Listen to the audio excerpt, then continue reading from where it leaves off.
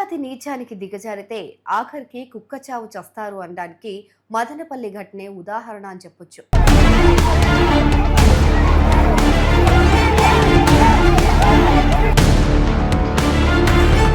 అభం శుభం తెలియని బాలిక పైన చేయివేసి ఆపై ఆమె ప్రాణాలని తీసిన కామాంధుడి మృతదేహం ఇప్పుడు అనాథ శవంగా పడుంది.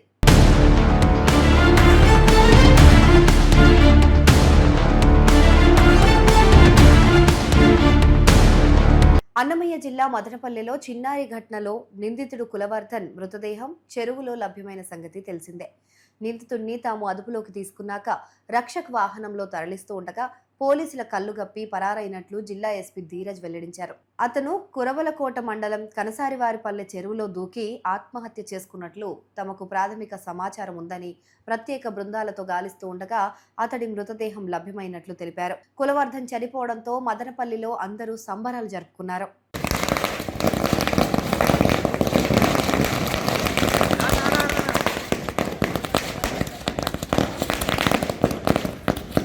అయితే కులవర్ధన్ మృతదేహాన్ని స్వాధీనం చేసుకోవడానికి అతడి కుటుంబ సభ్యులు ఎవరూ ముందుకు రాలేదు.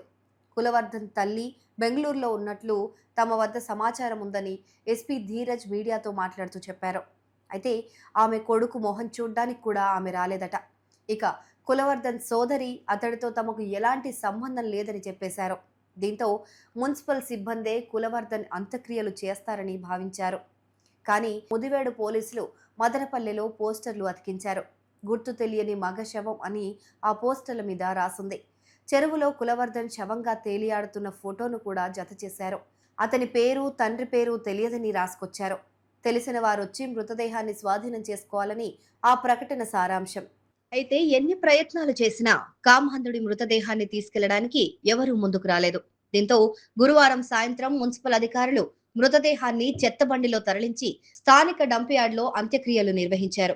ఇది చూసిన జనం పాపపు కర్మలకు పాల్పడితే ఇలాంటి గతే పడుతుందని చర్చించుకుంటున్నారు.